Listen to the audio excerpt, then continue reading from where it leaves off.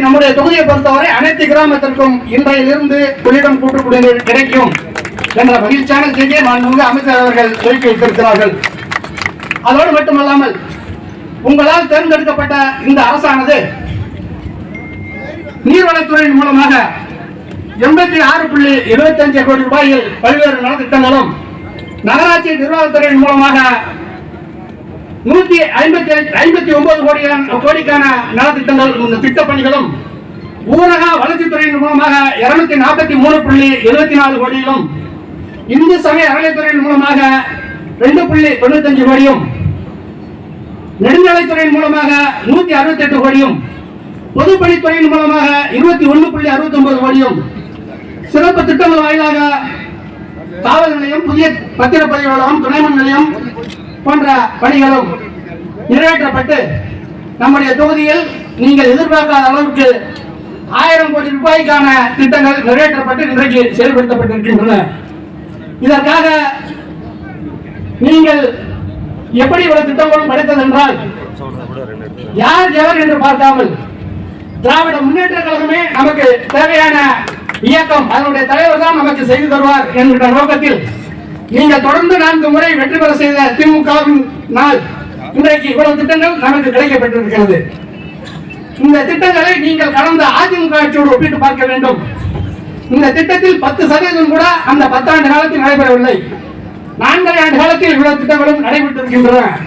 இதற்காக நீங்கள் முதல்வர் அவர்களுக்கும் அமைச்சர் அவர்களுக்கும் என்றென்றும் உறுதியாக இருக்க வேண்டுமாறு கேட்டுக்கொண்டு, அமைச்சர் அவர்களுடைய கவனத்திற்காக கடந்த 2 ஆண்டுகளுக்கு முன்பு நெக்குப்பை கிராமத்தை சேர்ந்தவர்கள் என்னை வந்து கள்ளக்குடியிலே தங்களுடைய இடத்தில் சந்தித்தார்கள். எதற்காக என்றால், புதிதாக உருவாக்கப்பட்ட பத்திரப்பதிவு அலுவலகத்தில் நெக்குப்பை கிராமத்தை விடுவிக்க வேண்டும் என்று அவர்கள் என்னிடத்தில் வந்து கேட்டார்கள். நான் அவர்களிடத்தில் உடனே சொன்னேன், அமைச்சர் புகார் இருக்காரு, உடனே போங்க, அங்க பார்த்துடலாம், இதை நான் செய்ய முடியாது, அவர் தான் செய்வோம் அப்படின்னு சொன்னேன். அதுக்கு காரணம் என்னன்னு உங்களுக்கு எல்லாம் புரியும். உடனே போய் பார்த்துட்டாங்க. பார்த்தது ஒரு 4 மாசம் ஆகட்டும், செஞ்சு கொடுக்குறேன்னு சொல்லிட்டார். அதுக்கப்புறம் அந்த பணி நடைபெறாதனால மீண்டும் பாராளுமன்ற தேர்தல் வந்தது.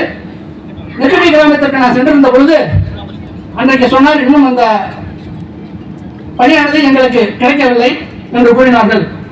நான் அந்த துறையினுடைய அமைச்சர் இடத்திலே கூறினேன், எப்படி நான் அந்த கிராமத்தை சார்ந்த இடத்திலே கூறினோ அதே போன்று அந்த துறையினுடைய அமைச்சர், என்ன உங்களுக்குயா அதெல்லாம் முடியாதுப்பா போப்பா அப்படின்ட்டார்.